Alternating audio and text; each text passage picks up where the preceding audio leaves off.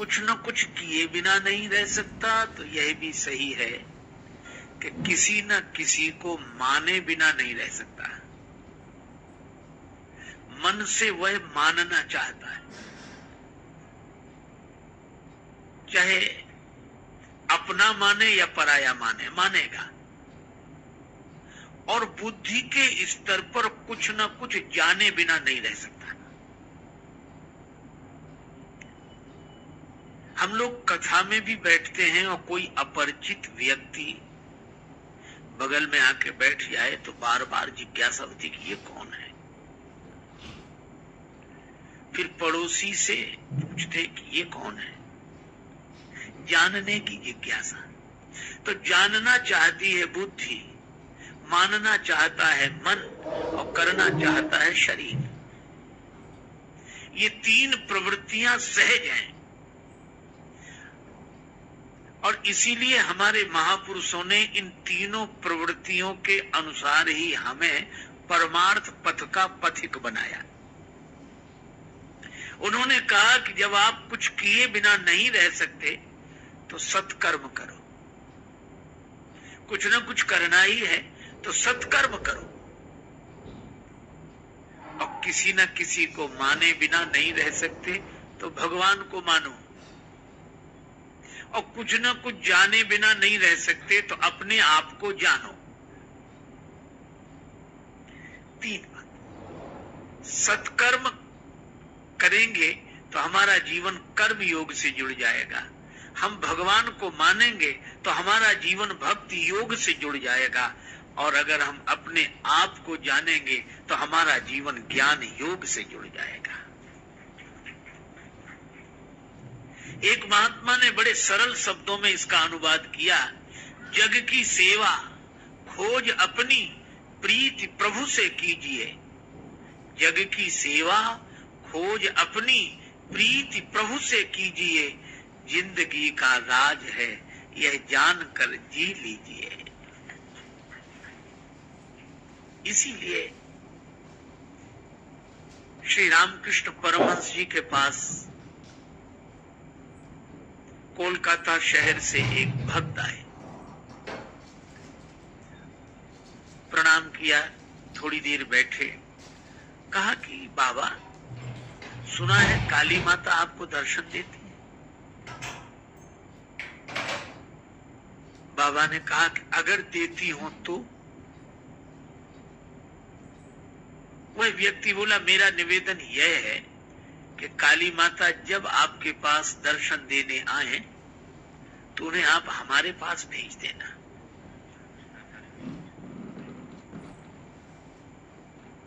श्री परमहंस जी ने कहा कि अवश्य भेज देंगे, पर तुम अपना पता दे दो। उस व्यक्ति ने पता लिखाया, इस गली में, इस मकान में, ये हमारा पता है। परमहंस जी मुस्कुरा कर बोले यह तो तुम्हारे मकान का पता है, और माता से तो तुम मिलना चाहते हो, हम तुम्हारा पता पूछ रहे हैं। तो उसने दुकान का पता बताया। श्री परमहंस जी ने कहा यह तो तुम्हारी दुकान का पता है, हम तुम्हारा पता पूछ रहे हैं। अब वो बड़ा हैरान हुआ।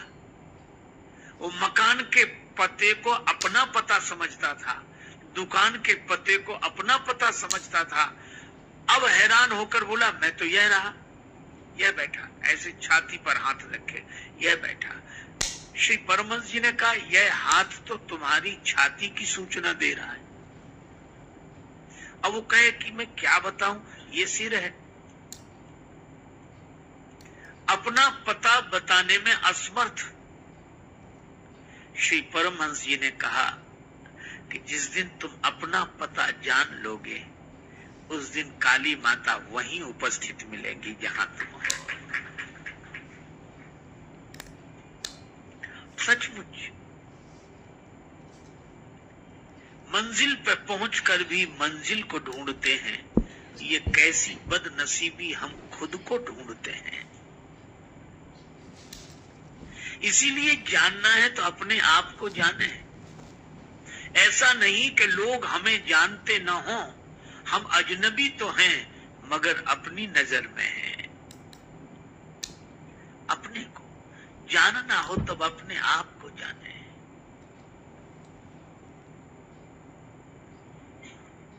एक राजा के 3 प्रश्न। ईश्वर एक है कि अनेक? है तो रहता कहां है, मिलता कैसे? तीसरा, करता क्या है? राजा ने बड़े बड़े विद्वानों से पूछा 3 ही प्रश्न। ईश्वर एक है कि अनेक? रहता कहां है, मिलता कैसे है, और वो करता क्या है?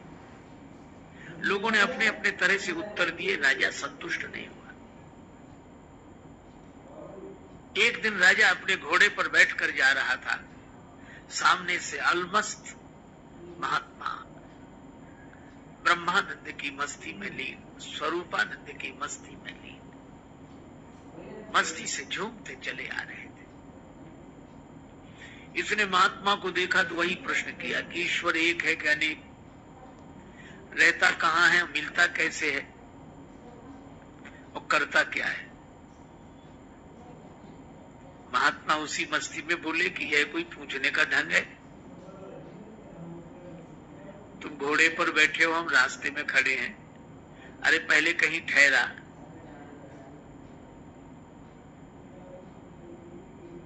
मैं विश्राम करूं, मेरे खाने पीने की व्यवस्था कर, फिर श्रद्धा पूर्वक पूछना। श्रद्धावान लभते ज्ञानम। यह तो उद्दंड का ढंग है, श्रद्धालु का नहीं। राजा समझ गया कि ये महात्मा वैसे नहीं है। हाथ जोड़कर बगीचे में ले गया। बगीचे में एकांत में कुटिया थी, सारी व्यवस्था थी। महात्मा जी को ठहरा दिया, सब व्यवस्था हो गई। 2 दिन बाद राजा गया कि महाराज अब मेरे प्रश्नों का उत्तर। महात्मा बोले अकेले में सुनना चाहते हो कि सबके बीच में? राजा ने कहा कि सबके बीच में हो तो और अच्छा, सब समझ लेंगे। महात्मा बोले तो सबको इकट्ठा करो। महाराज तो ये आज 1-2 दिन में तो सब इकट्ठे नहीं हो पाएंगे। हम सूचना करेंगे और तब धीरे धीरे धीरे सब लोग इकट्ठे होंगे। महात्मा ने कहा तो हमें भी कोई जल्दी नहीं है, आराम से इकट्ठा कर लो सबको, और जब सब इकट्ठे हो जाएंगे तभी हम उत्तर देंगे। लेकिन हमारे पास अब मत आना, जब जिस दिन लोग इकट्ठे हों उसी दिन आना, और हम आराम से रहेंगे। राजा चला गया। 1 महीने बाद की तिथि निश्चित हुई। उस दिन दरबार में सभी लोग एकत्रित होंगे, महात्मा प्रश्नों का उत्तर देंगे।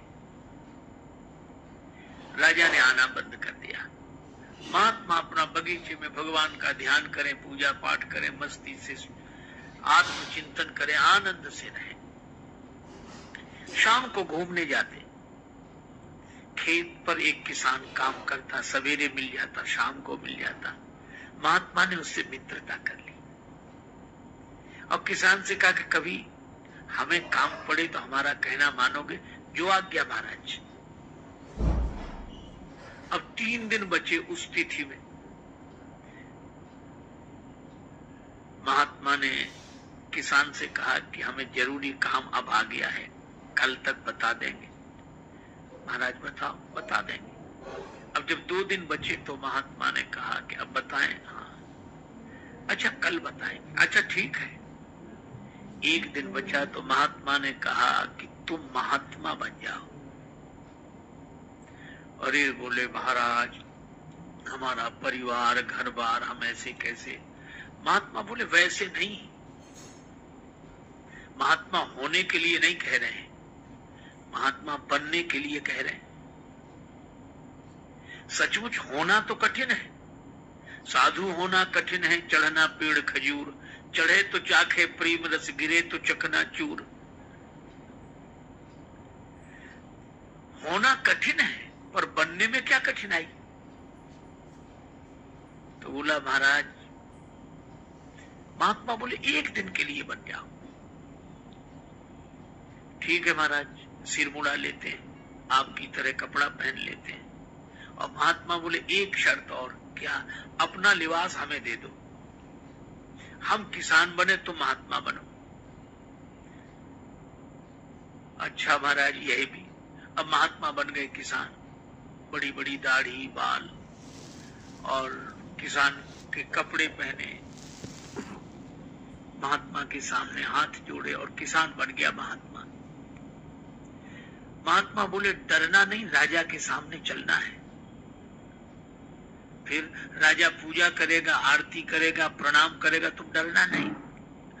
वो बोला महाराज ये तो सब ठीक, लेकिन राजा साहब जब प्रश्न करेंगे सिंहासन पर बिठा के, तब महात्मा बोले हम तो साथ में हैं, कह देना ये तो हमारा घास छीलने वाला जवाब दे देगा, फिर हम जवाब दे देंगे।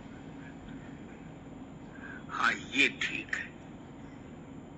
महात्मा गए, अब वेश से वो साधु दिखे, अब राजा को संदेह हो, लेकिन अब क्या करे, प्रणाम किया, पूजा की और आरती। महाराज विराजे ऊंचे आसन पर, महात्मा के वेश में किसान था वो बैठा, और महात्मा किसान के वेश में नीचे बैठे, सिर झुकाए। राजा ने कहा कि महाराज हमारे 3 प्रश्न हैं, आपने कहा था हम उत्तर देंगे। हाँ बोलो।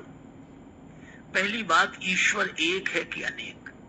दूसरी बात, वो रहता कहाँ है, मिलता कैसे है? तीसरी बात, वो करता क्या है? वो किसान तो पहले से पढ़ा हुआ था, कहने लगा राजा साहब क्या साधारण सवाल पूछे, इन प्रश्नों का उत्तर तो हमारा घास छीलने वाला किसान दे देगा। राजा को लगा कि इतना सब आयोजन किया और ये कहते किसान दे देगा, और महात्मा बैठे थे किसान के रूप में, कहने लगे हाँ राजा साहब पूछो, मैं उत्तर दूंगा, गुरुजी ने हमें सब बता दिया, मैं उत्तर दूंगा, पूछो। अच्छा चलो भाई किसान तुम ही बताओ। राजा ने कहा कि वह ईश्वर एक है कि अनेक? किसान ने कहा कि राजा साहब मैं बिना पढ़ा लिखा किसान, और आप पढ़ाई लिखाई के सवाल पूछते हो, वो एक है कि अनेक है, तो फिर निर्णय कैसे हो? एक काम करो राजा साहब, आप कुछ मणियां मंगा लो, ठीक है, गिनना आप, फैसला आप करेंगे। राजा बोला ये ठीक है। एक थाल में मणियां आ गई, अब राजा ने गिनना शुरू किया, एक मणि उठाई, और एक मणि उठाकर राजा बोला एक। किसान ने कहा बिल्कुल ठीक, रख दो, रख दी। अब दूसरी मणि उठाई, राजा बोला 2। किसान के रूप में महात्मा थे, वो बोले झूठ बोलते हो, देखो हाथ में 2 है कि 1 है? तो 1। बोले फिर 2 क्यों कहते हो? महाराज लिखा है ऐसा। अरे लिखा है, पर देख देख कर दिखने में 1 है कि नहीं? अच्छा वैसे 1 है? बोले हाँ है तो 1 ही। बोले फिर 2 क्यों बोलते हो? अब उसने कहा गिनती मुश्किल हो जाएगी। तीसरी मणि उठाई, 3। महात्मा बोले फिर झूठ बोले, 3 नहीं है, 1 ही है। 2 नहीं है, 1 ही है। 4, 5, 6, 7 नहीं है, 1 ही है। 1 के बाद भी 1 ही है, लेकिन वह 1 ही जब दूसरी बार किसी के अनुभव में आया तो 2 हो गया, तीसरी बार किसी के अनुभव में आया तो 3 हो गया, चौथी बार किसी के अनुभव में आया तो 4 हो गया, 5वीं बार किसी के अनुभव में आया तो 5 हो गया, पर वह है 1 ही, 1 ही, 1 ही। राजा सोचे कि बात तो ठीक कह रहे हैं और दिखाई भी 1 ही दे रही है, हम चाहे 2 कहें चाहे 3 कहें, है तो 1 ही। और महात्मा बोले जरा 1 के पहले गिनो, तो 1 के पहले तो 0 है, तो कहा 1 के पहले भी 1 है और 1 के बाद भी 1 है और बीच में भी 1 ही है। इसी तरह परमात्मा एक ही है, पर दूसरी बार किसी को मिला तो 2 हो गया, तीसरी बार किसी को मिला तो 3 हो गया, चौथी बार किसी को मिला तो 4, पांचवी बार किसी को मिला तो 5, पर वह एक है, एक है, एक है। एक के पहले भी वही एक है और एक के बाद भी वही एक है और बीच में भी वही एक है। राजा ने तो हाथ जोड़ लिए कि महाराज ऐसा समाधान नहीं सुना, न कोई चौपाई, न दोहा, न श्लोक, न कोई ग्रंथ, किसी का प्रमाण नहीं। और गिनने की सही बात है, हम देखते हैं तो एक ही दिखता है। ये 2, 3, 4 तो हमें सिखा दिया गया है, पढ़ा दिया गया है। अगर ये सीखी हुई पढ़ाई छोड़कर देखें तो एक ही है। बड़ा सुंदर उत्तर दिया महाराज, हम मान गए कि ईश्वर एक है, एक है, एक। अच्छा एक बात बताओ, रहता कहाँ है, मिलता कैसे? महात्मा बोले तुम कठिन कठिन सवाल पूछते हो, खिलाते पिलाते कुछ हो नहीं। तो महाराज क्या, दूध मंगाओ। एक कटोरे में दूध आ गया। अब वो महात्मा दूध तो पिए नहीं, दूध में उंगली घुमावे ऐसे। अरे ये दूध में उंगली क्यों घुमा रहे? महात्मा बोले सुना है इस दूध में घी रहता है। तो हम सोचते हैं घी निकाल कर खा लें। राजा बोला आप भी पागलों जैसी बातें करते हैं। दूध तो रहता है पर ऐसे थोड़ा ही मिलता है। कैसे मिलता है? और दूध को जमाना पड़ता है, दही बनाना पड़ता है, फिर मंथन करना पड़ता है, फिर मक्खन निकलता है, फिर आग में तपाना पड़ता है, तब घी मिलता है दूध में ही। पर बातों से नहीं मिलता है, उसकी विधि है, उसका पालन करने से मिलता है। महात्मा ने कटोरा रख दिया। दूध पी लो का, दूध नहीं पीना, तुम्हारे प्रश्न का उत्तर देना था। तुम कहते हो रहता कहाँ है और मिलता कैसे है? जैसे दूध में घी रहता है, इसी तरह परमात्मा तुम्ही में समाया हुआ है, तुम्ही में समाया हुआ है, लेकिन वह बातों से नहीं मिलता, उसकी विधि है। पहले निष्ठा जमानी पड़ती है, फिर विचार की मथानी से उसे मथना पड़ता है, तब वैराग्य का मक्खन निकलता है, फिर तपस्या की अग्नि में तपाते हैं, तब घी प्रकट होता है। वह इसी तरह वह परमात्मा तुम्हारे भीतर से ही प्रकट हो जाएगा, पर उसकी विधि है।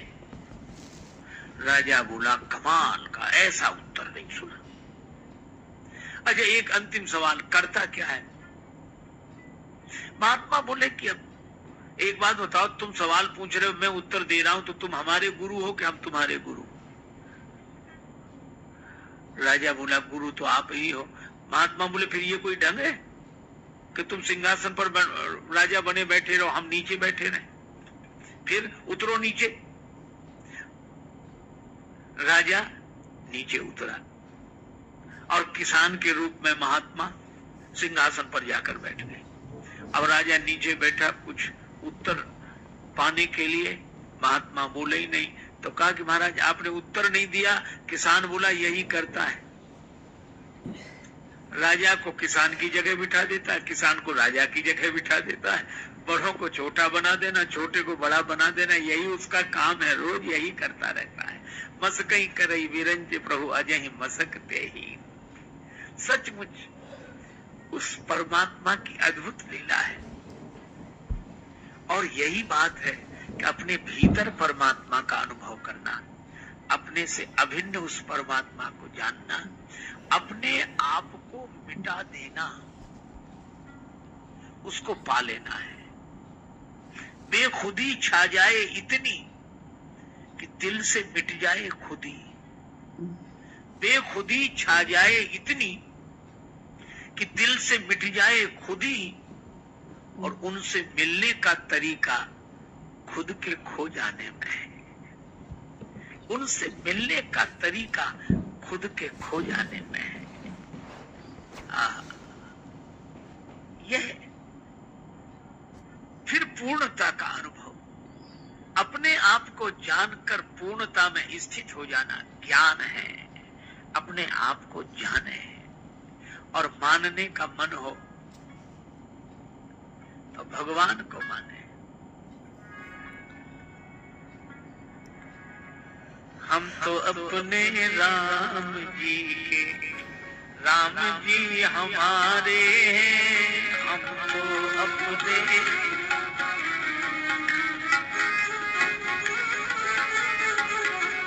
तो अपने राम जी के, राम जी हमारे हैं।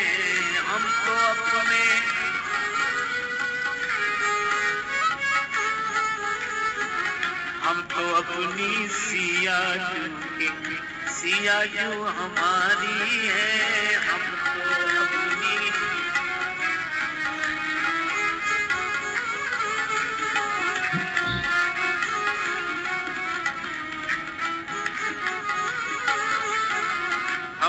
अपने राम जी के, राम जी हमारे हैं। व्यक्ति गांव के रहने वाले कपड़े का व्यापार करते थे। 9 इकट्ठे होकर गए, नदी पार करनी थी। एक दूसरे का हाथ पकड़ लो, कोई बह न जाए। हाथ पकड़ लिया, नदी पार कर गए। कहा कि अब संभाल लो, 9 के 9 हैं कि नहीं, कोई बहा तो नहीं। तो उन्होंने गिनना शुरू किया। जो भी गिने वो अपने को न गिने। 1 2 3 4 5 6 7 8 करके रह जाए। फिर दूसरा गिने, वो भी 8 ही गिने, अपने को न गिने। अब तो सबने रोना शुरू किया। बह गया, बह गया, एक बह गया, एक बह गया। तब तक एक महात्मा निकले। क्यों रो रहे हो? हम लोग 9 आए थे, एक बह गया। अब महात्मा ने देखा ये तो 9 के 9 खड़े हैं। महात्मा बोले नहीं, 9वां यही है, बहा नहीं है। तो कैसे फैसला हो? महात्मा बोले गिनो। तो उस व्यक्ति ने गिनना शुरू किया। 1। महात्मा बोले ठीक। 2 3 4 5 6 7 8 पे आके फिर रोने लगा। महात्मा ने वही हाथ जो 8 पे रखा था ऐसे मोड़ा कि ये 8 और ये 9। अरे मिल गया, मिल गया, मिल गया, मिल गया महाराज, आपकी कृपा से मिल गया, आपकी कृपा से। तो वो लोग गया कहाँ था जो मिल गया?